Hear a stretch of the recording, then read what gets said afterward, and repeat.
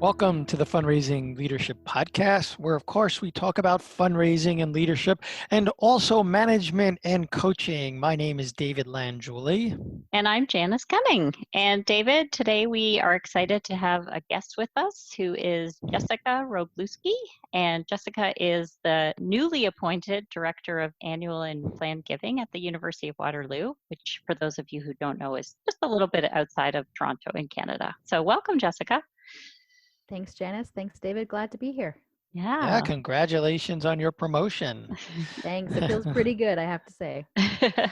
Well, it's so appropriate that you got promoted and we're talking about careers today.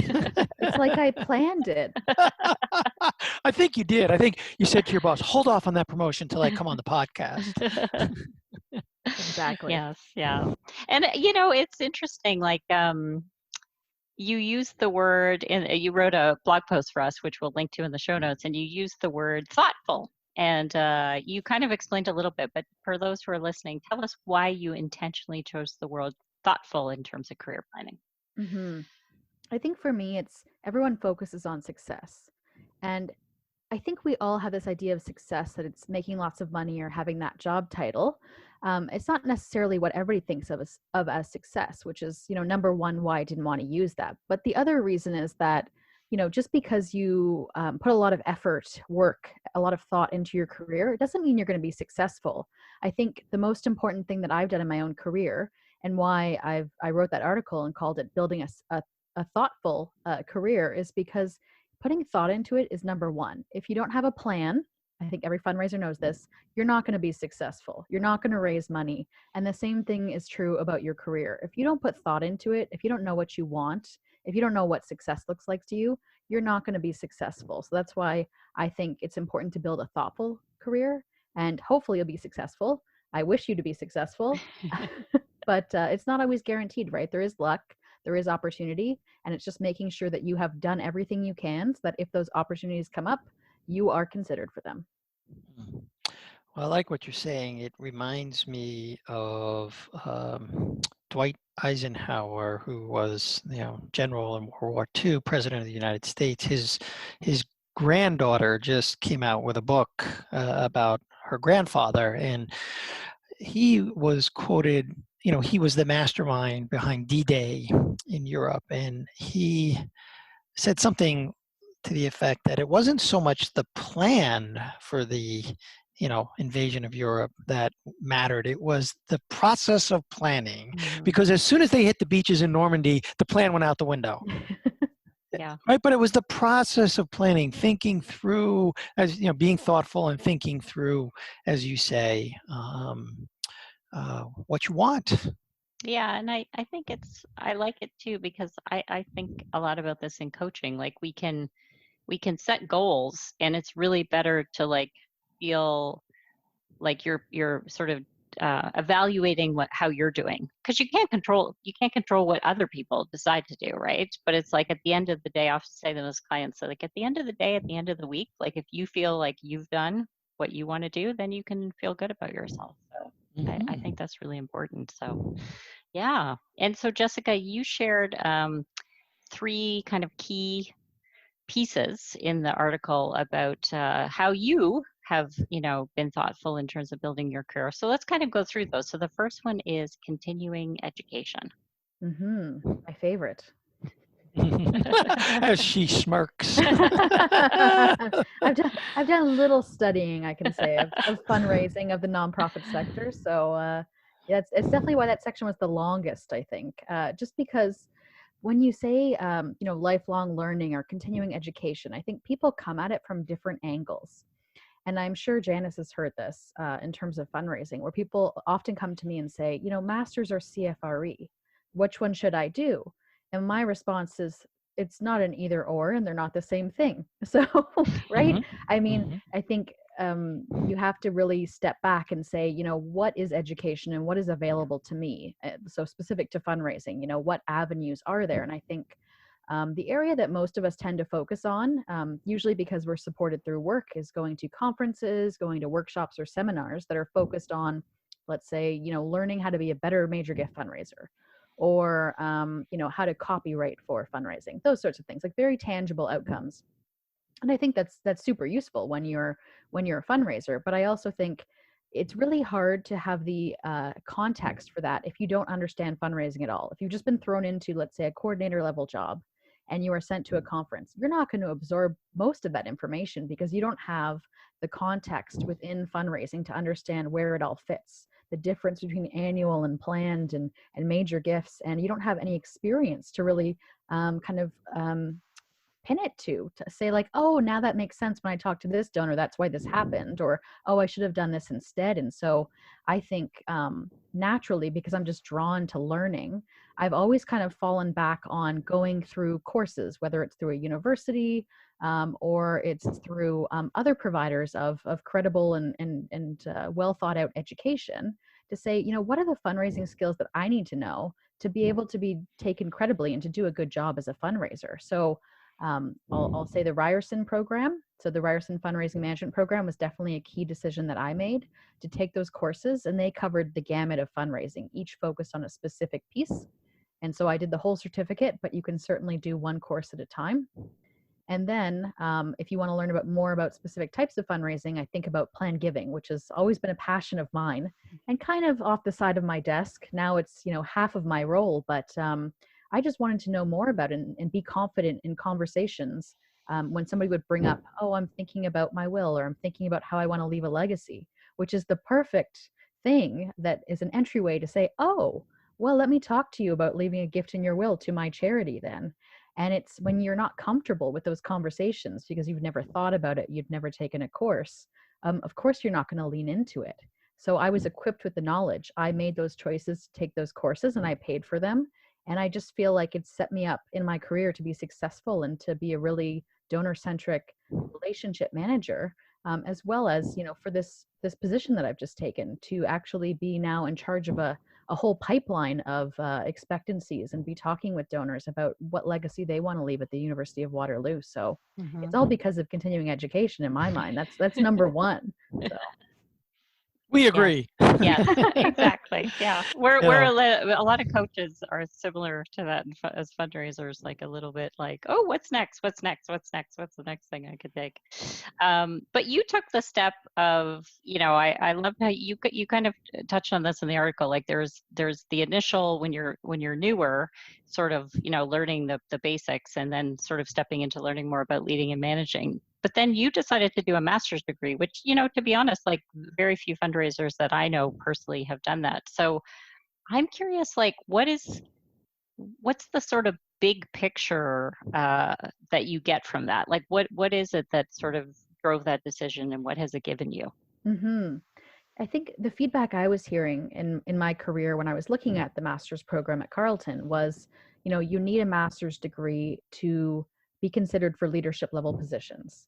And at that point, I wasn't sure if that meant senior fundraising positions or more generally, CEO or executive director of a nonprofit or charity. And so I was kind of keeping my options open, but I was looking for a program that was kind of like an MBA for nonprofits. And I was looking into MBAs at Rotman, at U of T, at Schulich, at York University, both of which are located in Toronto, as well in the United States, because I had heard of programs in Minnesota and at different locations. So, I mean, there's tons of programs out there that focus on nonprofits and even just specifically fundraising.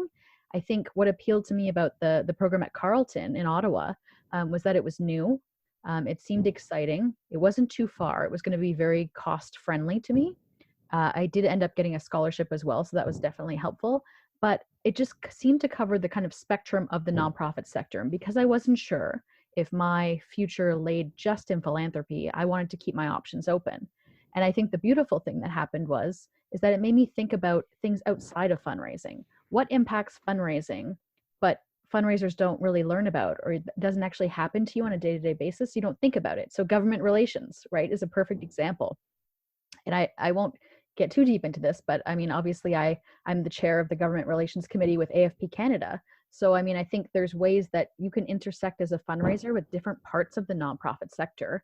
And this program really opened my eyes to all the things that happen or why things are the way they are in our sector. that you just kind of take for granted as a fundraiser. You don't think about it because it doesn't affect your day-to-day job, and it doesn't affect the revenue you're expected to bring in. So it just seems to be periphery. But really, I think we can, as fundraisers, make ourselves a better environment through things like government relations, changing regulations in our sector, and even encouraging more philanthropy through things like that. So it was so helpful for me to go through that program. Not only did it show me more about the sector, and I've learned so much more, but it also connected me with other people, colleagues who I'm now in touch with, who are like-minded, who also want to change the sector for the better. Some of them are fundraisers and some not. But it just brings you together with a group of people who are looking at the same things as you and really challenging you to say, well, is fundraising good? Is it bad? Is it neutral? What is it, right? And it's all these bigger conversations I would never normally have with colleagues at work. So it was just like that stimulation, that academic enrichment, and it really, really, I credit it with opening my mind and opening career possibilities. Yeah. Well, you're preaching to the choir, to two of us. We each have a master's degree. I remember taking a organizational design, organizational development course in my master's program, and the professor was talking about this nonprofit sector. Like I was like, whoa, there's this whole other thing. You know, I knew about corporate and I knew about government, but I really didn't know too much about. That's when I got really a first flavor of the whole nonprofit world. So check out those master's programs, folks. So what else? You know, there was something else in the article that you talked about in terms of having a thoughtful process thinking about your career, and that's building relationships. So why don't you share a little bit with us what you have in mind there? hmm So I think, building relationships to many people is networking. And it's, you have to go out and network. People say it's about who you know, it's not about what you know. And I think there's definitely truth to that. A lot of jobs aren't advertised. And so it's useful to get to know people. But I get this impression from others that, it's not an enjoyable process, that it's like arduous and you have to do it. So you do it, but it's so fake and it's so phony. And maybe it's just because I like talking to people and listening to people that I always kind of enjoyed building relationships with others, whether it's just, as a human being walking around in the world or as a fundraiser. So I never thought of it as something that I, needed to do. It was just kind of happening. And it was kind of like, I'll say a game. It was like a game to me. How many people can I meet? How many interesting people can I, meet at this event? Like Janice, we were talking about how we met, and it was actually at a networking event. And I think about how many fundraisers did I meet by going to those kinds of events that I'm still in touch with today, right? So I think putting in the work to meet people, one, hopefully it's fun for you, but if it's not, it will eventually pay off in some way, shape, or form. And I think it's never going to be, 50-50. You can't expect to go into building relationships with people and think, I'm going to get this out of it, or they're going to get this from me. It just naturally evolves as you get to know somebody and see where your career goes, where their career goes. But I will say, David, the one mistake I made at the beginning of my career was focusing on only meeting people who are more senior to me. And I have to meet the CEOs. I have to meet people who are, in leadership positions because they're going to hire me, or they might hire me, or they know somebody who can hire me. And I think that was a mistake, not because you shouldn't approach those people, but one, they're busy. Everyone's trying to approach them. And number two, it's just as valuable to meet people who are at the same stage, place, point in their career, because they become your support network forever and ever. And they're going to be with you rising through the ranks in times of struggle and times of success. And those are your people. Like, that's your tribe of fundraisers. And I think it's only through networking and building relationships that you get to know those people. So I think you mentioned in the article that there's something, correct me if I'm wrong, but I think you gave folks some advice to just be authentic and be yourself, like just kind of get to know people. I want to share a story because it happened like this week. When Janice and I launched Fundraising Leadership, I was doing a lot of, and I do a lot of networking on LinkedIn. It's kind of my go-to place, and you and I talked about that before we started the recording. And had a phone call, I connected with somebody. He said, "Hey, can we have a phone call?" I was like, "Sure." So we had a phone call about 4 or 5 years ago, and he was working in a nonprofit in the Northeast of North America, and it never really went anywhere. And then a couple of weeks ago, he's like, "Hey, I'm stepping down from my role. Can we catch up?" And so I was like, "Sure." Well, it turns out that he's an alumnus and very active volunteer. We're going to talk about volunteering in a moment. He's a very active alumnus, volunteer, and donor at Rutgers University in New Jersey. It just so happens I know someone who's also a very active alumnus, a volunteer, and donor at Rutgers. So I just like put these two guys together, and that's sometimes all you do in networking is you say, "Oh, I know this person. I think it'd be good for you to get to know him," and then you see where that goes. So it can be as simple as that.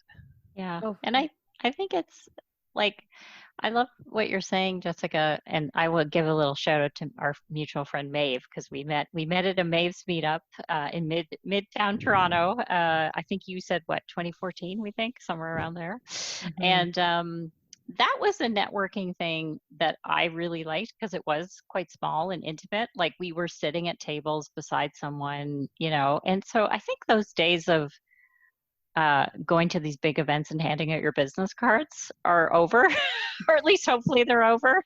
So I think that's where the kind of the fear and the icky feeling about networking comes in. It's like, it's networking if you're on LinkedIn commenting on someone's post that you found interesting. It's networking if you invite someone for coffee. It's networking if you connect to people. So I think it's really important for people to find, like, everyone can find a way that feels good for them to be building relationships. So So I want to pick up on this volunteering piece because I recognize you volunteer for AFP in Canada, and if I'm not mistaken, from your bio, is that right? Yep. Yeah, and I volunteer on the AFP board here in Southwest Florida. So say a little bit about volunteering and how it factors into your career planning and thinking about your career. hmm Well, I think in many ways it's connected with relationship building for people who, don't want to go to those meetups and hand out their business card. A perfect way to get to know somebody. And well, it's like dating. It's you have an activity that you're doing. You're volunteering together and you naturally build relationships with people. And so part of why I actually kind of put my hand up, I remember reaching out to Cynthia Quigley, who all Canadian fundraisers will probably have heard of. She was the longtime, what shall I call her? The executive director, I believe, of the AFP Greater Toronto chapter. So I think she was with the chapter for almost 25 years. She just retired last year. And so she was the person you needed to talk to if you wanted to volunteer with AFP Toronto. And so I reached out to Cynthia and said, "I'm a new fundraiser. I want to get involved. Is there any, committee work or any events that you need volunteers for?" And she said, "Yes, there is. There's this thing called the Mentor Meet and Greet event, which no longer happens, but at the time it was happening." And so I was added to this committee with several fundraisers who had been running this event for a few years. And so it's a committee for a networking event. So it was quite funny. So I was accomplishing many things all at once. But it was great because, one, I got to kind of dip my toe into AFP, because sometimes you can put your hand up for volunteering and never be called on. So it was great to have that experience, to actually be able to get into the AFP networking, or sorry, volunteering group, and then see, is this really what I want to move forward with? So it ended up, after that 1 year, they decided no longer run that event. And so the question was, what else can I get involved with? And because Cynthia knew me, she saw the work that I put in, she was willing to add me to another committee. And so from there, I just kind of grew and moved around and learned what I wanted to do with AFP, what I didn't want to do. And, all along the way, met great people who I'm, still in touch with now. And their fundraisers at different charities all across Toronto and all across Canada. And I think it's just this wonderful, relationship building that has happened throughout the volunteering. So it's not only am I enjoying giving back to our profession in different ways, because I think there's some way that all of us could get involved with AFP and give back, but also you're building relationships with other fundraisers and really helping yourself and helping the sector. Like, it just feels good. It's just like a win-win-win, I feel like. yeah. And it's, Oh, I used to, because I come from the prospect research world, I did a lot of volunteering with APRA Canada and APRA. And the thing about volunteering is like you often get opportunities as a volunteer to do things like you would never get to do at work. Like Oh it's yeah. a way to really step yourself up. I remember early in my career, like, I'm co-chairing this gigantic conference and I'm thinking like, wow, like this is not something that I would have an opportunity to do. And then you take that back to your workplace and suddenly, you can show to your manager, or you can put that on your resume that you've done something really spectacular. So I think it's fun and you get to meet people and it really builds a skill set that, sometimes as a volunteer, you get trusted to do things, I think, a lot more than you when you're getting paid. like, go do it. We Yeah. need it done. Okay. Yeah. I have no idea how to do this, but it'll get done. Well, and I think the other good thing is as a fundraiser, we often have volunteers we work with. And so it puts you on the other side. And it's really interesting how you can relate then to your volunteers at work because you know how you've been treated by others when you're a volunteer. It's kind of like you're doing some sort of research, right? To like put myself in their shoes because then you know what you shouldn't do to a volunteer or what you should. Yeah. Exactly. So, Jessica, if you had to give folks who are listening to the podcast one thing to try or put into practice, what would you suggest? Yeah, I think if you're not already, I would suggest reaching out to somebody that you've seen on LinkedIn, you've seen them on Twitter, or maybe you've met them in real life or heard them speak at a conference. You think, oh, I really want to be that person. And it could be somebody who's a few years older than you, it could be somebody who's at the same place in your career. But I would suggest that you reach out to them and see, what was all that work that went into getting them to where they are? What's attracting you to them? What is it about their career or about them? And what can you learn from that? I mean, did they do some sort of special education? Did they volunteer with something that you're also interested in volunteering with? Or is it just that you want to build a relationship with them because there's just something about them? They're a leader or they're just somebody you look up to and you haven't actually reached out to them. So I would just suggest reach out to them. It's not that scary and they'll probably say yes because that's what fundraisers do. We say yes if we're asked out for coffee or for a call. So reach out to them and just learn about all that hard work that went into getting them to where they are and then figure out what can I take from that? What can I learn from that? And you already will have built a relationship. And that's, step number one for fundraising. So Nice. Yeah. And I know that you are very generous and people often reach out to you. So if people want to connect with you, where's the best place for them to find you? I would say definitely send me a message on LinkedIn. That's where I look to make sure I'm reaching back out to everybody who wants a coffee or a call or an email. So reach out to me on LinkedIn. Happy to have a chat anytime. Great. And we will link to that in the show notes so they can find you. Well, Jessica, I'm going to take you up on your invitation, and I've already met you, and so, but I will connect so we can stay connected via LinkedIn. And at that, we will go ask the audience to put this into practice.